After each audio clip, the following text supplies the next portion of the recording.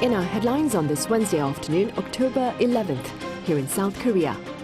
Rampant armed confrontations between Israel and Hamas continue, with some 2,000 losses of lives on both sides and over 100 hostages, including dozens of foreign nationals abducted by the Palestinian militant group. And US President Joe Biden reaffirms Washington's solidarity with the government and people of Israel following this past Saturday's alarming assault by Hamas from air, land and sea, calling the unprovoked show of brutality an act of sheer evil. Meanwhile, findings for the month of August show Korea's current account hovering in the black for the fourth month in a row, with early estimates by the Bank of Korea calculating a surplus of $4.81 billion. We start with the latest on the deadly confrontation between Israeli forces and the Palestinian militant group Hamas that has raised the death toll to some 2,000 as we speak. An Sung-jin has our top story. The death toll in the conflict between Israel and militant group Hamas continues to climb, with over 2,000 dead since Saturday. According to Israel Defense Forces, more than 1,200 people were killed in Israel since a surprise attack by Hamas at the weekend marked an increase in violence in the region.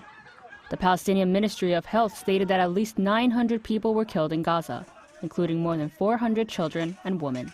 Reports say that a total of 7,000 people have been injured on both sides. The figure jumped as Israel began to pound Gaza with airstrikes in retaliation for the attack by Hamas. And with Israel's leaders pledging to fight on, the death toll is almost certain to rise. Gaza won't return to what it was before. We will eliminate everything. If it doesn't take one day, it'll take a week, it'll take weeks, or even months. We'll reach all places. The number of hostages held in Gaza is estimated to be at least 150, including 50 Israeli soldiers. Israel is committed to the security of its citizens, to their safety and well-being. I would like to emphasize, as to the well-being of those abducted and kidnapped, it should be made clear, not a hair on their heads should be harmed. Meanwhile, the Palestinian Foreign Ministry says that the Israeli military used prohibited white phosphorus munitions, while Hezbollah and Hamas have claimed that they launched attacks from Lebanon into Israeli territory, which landed in open areas or were successfully defended. As the Gaza blockade intensifies, aid efforts to provide food, fuel, and medicine have proven difficult. Humanitarian groups are calling for the creation of safe corridors to bring basic necessities into Gaza as the fighting continues. An Sung-jin, Arirang News. Over in the US, President Joe Biden has reaffirmed his administration's support of Israel amid its armed conflict with Hamas. Our Lee Sing-jae covers his remarks. U.S. President Joe Biden on Tuesday denounced Hamas' attack as an act of terrorism, reaffirming Washington's full support of Israel in their ongoing armed conflict with the militant group. So in this moment, we must be crystal clear. We stand with Israel. We stand with Israel. And we will make sure Israel has what it needs to take care of its citizens, defend itself, and respond to this attack. There's no justification for terrorism. There's no excuse. The remarks come after Biden spoke with Israeli Prime Minister Benjamin Netanyahu for the third time in 4 days, telling the Israeli leader that the U.S. response would be swift, decisive, and overwhelming if it had been attacked in the same way, but noted that democracies must also uphold the rule of law in wartime. Biden also said that he would call on Congress to take urgent action to support Israel. However, Republicans are calling on Biden to refreeze the $6 billion in funds released to Tehran in a prisoner swap deal last month, as more than a dozen GOP senators say the money could be used to fund terrorism. The call to refreeze the funds also come amid speculation of links between Iran and the Hamas attack over the weekend that sparked the armed conflict between Israel and the militant group, despite the U.S. having no smoking gun, proving that Tehran played a direct role. Meanwhile, Yemeni and Iraqi militant groups who have aligned themselves with Iran have threatened to target U.S. interests with missiles and drones if the U.S. intervenes to support Israel in its conflict with Hamas in Gaza.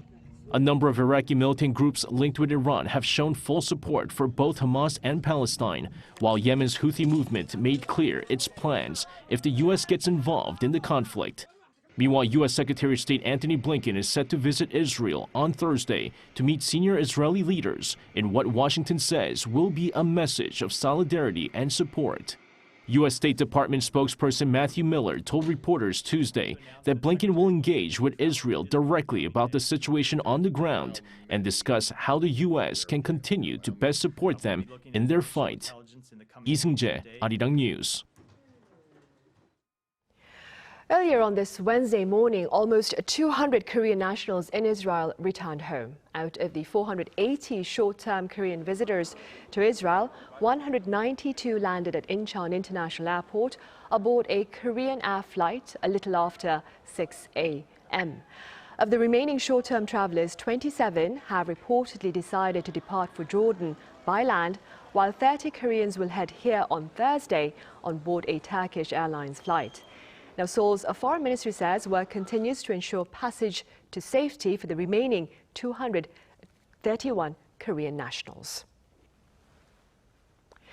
Also on the local front, the Yoon administration's new defense and culture ministers partook in an inauguration ceremony at the presidential office earlier on this Wednesday.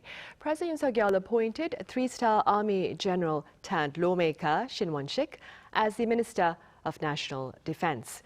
Shin recently shared great concern about North Korea's cooperation with China and Russia and suggested scrapping the Seoul-Pyongyang September 19th military accord aimed at easing border tensions, claiming the accord may render Seoul vulnerable to Pyongyang's provocations in the future. The president also appointed his senior cultural advisor and former culture minister Yoo In-chun to lead once again the Ministry of Culture, Sports and Tourism. The veteran actor has pledged to sharpen the competitive edge of Korea's cultural contents, improve sporting practices and boost tourism. And Seoul's defense ministry believes the possibility of a seventh nuclear test by North Korea remains on the table. In a report at Tuesday's parliamentary audit, the ministry claimed such displays of defiance against the broader international community will seek to direct the North Korean public's attention away from domestic dissatisfaction stemming from internal woes such as food shortages and failed economic policies. In fact, North Korea is widely expected to seek a third attempt at placing a spy satellite in space this month. Findings for the month of August show Korea's current account remaining in positive territory, and pundits believe prospects for the final quarter of this year are brighter. Our Park Won-woo has the latest findings and forecast. South Korea's current account was in the black in August for the fourth straight month. Preliminary data by the Bank of Korea released on Wednesday shows a current account surplus of $4.81 billion in August, as imports dropped deeper than exports. The cumulative surplus from January to August was around $10.9 billion. Even though the figure was only about half compared to the same period last year, an official from the central bank said South Korea will be able to reach its target of $24.5 billion by the end of 2023. If we see an average of $4 billion of surplus each month from September to December, we will be able to reach the target for this year. We tentatively expect the surplus to be higher in September compared to August. He supported this outlook by citing expected decreases in overseas travel and better trade conditions in September, and added the situation will get better in the last quarter. By category, the goods balance saw a surplus for the fifth consecutive month, exceeding $5 billion, the highest since March last year. Exports in August were down 8.3% on year, continuing a trend that began 12 months ago. Although automobile exports increased over 28% on month, decreases in petroleum products and semiconductors led to a drop in the overall export volume. In terms of region, outbound shipments to the Middle East, the EU, and the United States rose on year, but dropped in a number of regions, including China. Imports decreased about 22% compared to last year, with an even greater drop for both volume and ratio as imports of raw materials, capital goods, and consumer goods all fell. The service balance was in the red again in August, with a $1.6 billion deficit, mainly due to a higher travel account deficit than last year after COVID-19 measures were eased. In August, the financial account balance exceeded $5.7 billion as Korean investment in overseas markets increased by over $3.4 billion. Park Eun-woo, Arirang News. Meanwhile, the nation's leading think tank says the Korean economy is showing slow but tangible resilience in the face of broader market challenges. Our Yoon explains. As the U.S. continues its monetary tightening policies and the pressures of global inflation remain driven by rising oil prices, the strain on the South Korean economy persists. But the contraction in the country's exports is lessening, with the manufacturing industry seeing an accelerating trend in production and expectations of a moderation in the overall economic sluggishness. In August, production grew by 1.5%, which reversed the previous month's decline of a negative 1.5%. Growth was seen in industrial production as demand heightened for high-performance semiconductors, especially those used in AI servers, as well as in services production, including financial and insurance services. Financial transactions were also up as more people traveled overseas. And a rise in foreign tourists coming to Korea also marked a narrower decline in accommodation and food services. Consumer goods consumption remains slow, mainly due to an ongoing reduction in real income on the back of high prices and interest rates. In August, retail sales showed a further decline from a negative 1.7% the previous year to a negative 4.8%. This includes poor growth in terms of imported passenger cars as well as food and beverages. Meanwhile, the local housing market is seeing a recovery in demand, especially in the capital metropolitan area. But a significant reduction in housing permits and new construction projects remains, leaving concerns over the supply of housing in the future. The OECD recently revised the global economic outlook for 2023 to 3%, but expects 2.7% by 2024, below the average for the period between 2011 and 2019, which was at 3.5%. 이은진, Arirang News. Right, and the International Monetary Fund believes the world economy is striving ahead, but at a painfully slow pace. That being said, pundits at the fund have lowered their growth projections for next year for both the global as well as Korean economies. Our Moon Hye-ryun has the new numbers. The International Monetary Fund maintained its 2023 economic growth projection for South Korea, but made cuts for 2024. On Tuesday, it released its final World Economic Growth Report for the year and summarized upcoming economic conditions as stable but slow. It maintained its growth projection of 3% made in July for 2023, but made adjustments to 2024, lowering the overall world economic growth outlook by 0.1 of a percentage point to 2.9%. South Korea's economic outlook was given a similar forecast, maintaining the same growth projection of 1.4% for the rest of the year ahead, but had its growth forecast cut by 0.2 of a percentage point for 2024. The IMF's prediction for 2023 is the same as the Bank of Korea's made around a month ago. The Washington-based agency attributed the stable economic conditions for the rest of the year to eased COVID-19 restrictions, heightening consumer demand in the service sector such as tourism. As for the slow pace of growth, China's slower than expected rebound and the slump in the manufacturing sector was said to be contributing factors. Just last week, the World Bank downgraded its forecast for China's growth next year, with the world's second biggest economy predicted to expand at one of its lowest rates since the 1960s. The IMF also predicted that rising consumer prices are likely to stabilize due to continued high interest rates as well as a decline in global prices for raw materials. However, it said that there will be a gradual decline in target levels for inflation. Most countries are supposedly set to achieve target levels by 2025. Core inflation, the changing costs of goods and services, excluding volatile food and energy prices, was adjusted to slow at a more gradual pace this year. Some key economic tasks for governments going forward were said to be maintaining fiscal soundness through the expansion of stable sources of tax revenue. Structural reform and improvement of fiscal policies to enhance overall economic production were cited as mid to long-term goals. Moon Hye-ryun, Arirang News. Prices of salt and sugar hit new annual highs last month. According to Statistics Korea on this Wednesday, the consumer price index for sugar in September saw an on-year jump of 16.9%.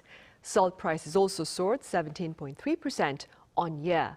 Pundits are linking the findings to heavy rain and greater demand for stockpiles amid Japan's Fukushima wastewater release into the Pacific Ocean. They also believe the hike in prices of such raw materials may further fuel inflation. Samsung Electronics has shared its profit projection for this year's third quarter. The company on this Wednesday spoke of estimated operating profits of 2.4 trillion Korean won, or around $1.8 billion, down almost 78% on year. Now, compared to the past 2 quarters of this year, this latest estimate is a remarkable improvement, as third quarter operating profits are up nearly threefold compared to the second quarter. Estimated sales for the third quarter retreated over 12% on year, but on quarter they rose more than 11% to post some $50 billion.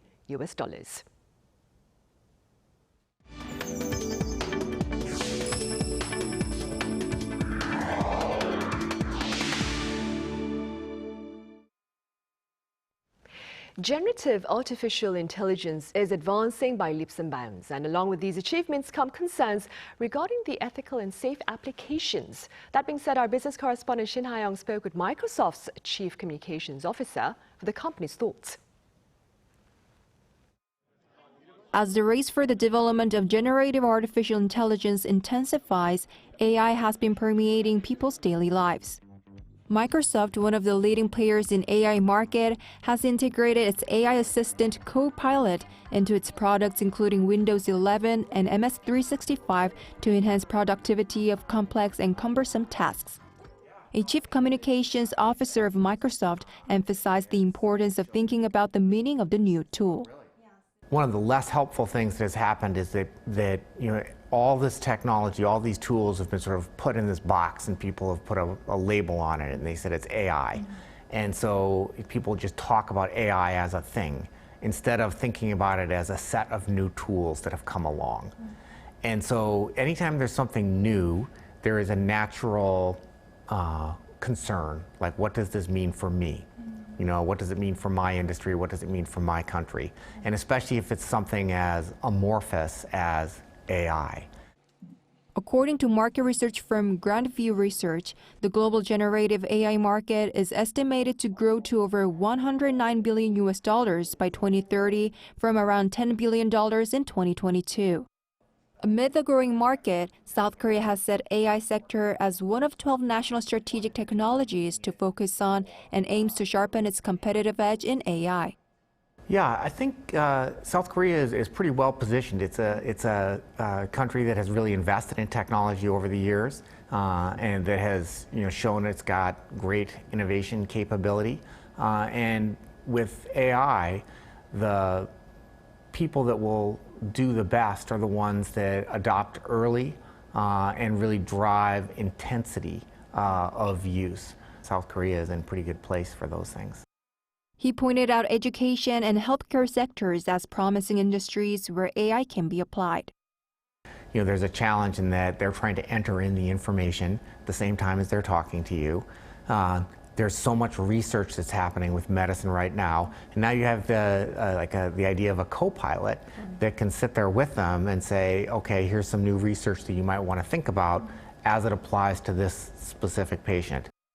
Countries across the globe have been seeking ways to mitigate dangers of the emerging technology. Last month, leaders of U.S. tech giants, including Microsoft, Google, and Meta, gathered and discussed AI regulations with lawmakers in Washington. If you think about AI as a major new platform shift with lots of new capabilities, and you understand how important technology generally is to the way people live and work today, governments absolutely should be thinking about how will it show up in their market, what are the specific harms that they want to prevent, and we're committed to working with them. He added that Microsoft has already been contemplating principles around ethical AI use for several years and welcomes cooperation with regulators on this matter. Shin Ha-young, Arirang News.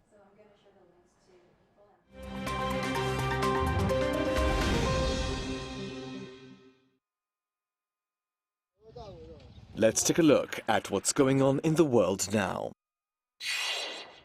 In northeast Myanmar, at least 29 people, including children, have been killed in an artillery attack on a refugee camp. The camp is located in a region near the Chinese border, controlled by the Kachin Independence Organization, an ethnic insurgent group that has fought for independence for decades. The strike comes against the backdrop of a civil war that has continued since a military coup in 2021. KIO officials say that all victims were civilians and that the strike on late Monday night was launched by the ruling military. The exiled National Unity Government and the British Embassy have also blamed the junta. But the ruling military has denied the accusations and has blamed the deadly explosions on the rebel group's own munitions. Russia has failed in its bid to rejoin the United Nations Human Rights Council. A secret ballot held on Tuesday at the UN General Assembly in New York saw Bulgaria and Albania win the 2 seats in the ballot reserved for Eastern European countries for a 3-year term, starting on January 1st, 2024. Russia was trying to make a comeback after being booted from the Geneva-based body in April last year following its invasion of Ukraine. Its failure to rejoin comes amid accusations that Moscow has committed widespread abuses both in Ukraine and within its own borders. Russia got 83 votes, while Bulgaria and Albania got 160 and 123 votes, respectively. A 104-year-old woman from Chicago has died just a week after making a potentially record-breaking skydive. According to a close friend, Dorothy Hoffner was found dead on Monday local time at her senior living community. It's thought that she died in her sleep the previous evening. Hoffner's death comes just days after she jumped from a plane at 13,500 feet or 4,100 meters to complete a tandem skydive and possibly become the world's oldest person to do so. Her record is still awaiting certification from the Guinness World Records. The current record was set in May last year by Liana Ingegard Larsson of Sweden, who was 103 years old at the time. And finally, a new record has been set for the world's heaviest pumpkin. The record was broken on Monday at the 50th World Championship Pumpkin Weigh-Off in Half Moon Bay, California, by a pumpkin nicknamed Michael Jordan that weighs 1,246 kilograms. It smashed the previous best by 21 kilograms. The pumpkin was grown by Minnesota-based teacher Travis Ginger, who spent around $15,000 to feed and care for it, but now is walking away with $30,000 in winnings and a custom-made ring. Ginger named the pumpkin after famous basketball player Michael Jordan, as it's the year 2023, and Jordan's jersey number was 23. Matthew Ashley, Arirang News.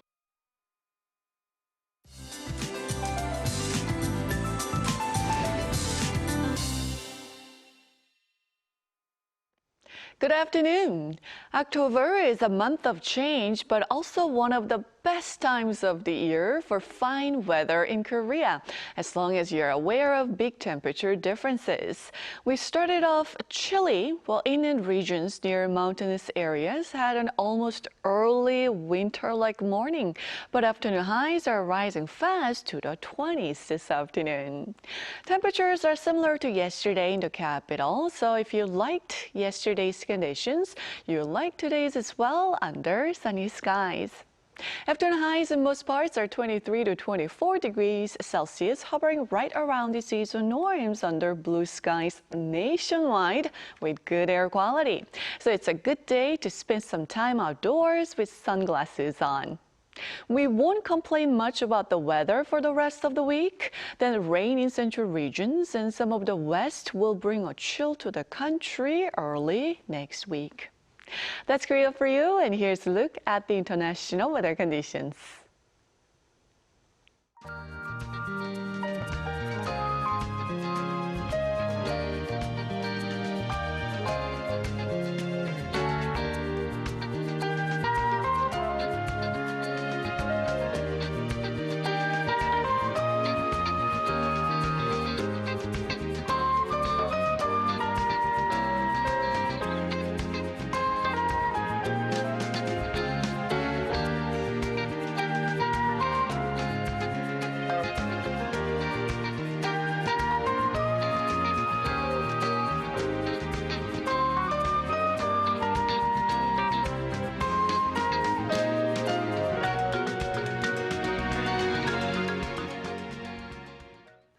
And those are the top stories at this hour here in Korea. But do stay tuned for our panel session with our regional foreign correspondents coming up next. Thank you for now.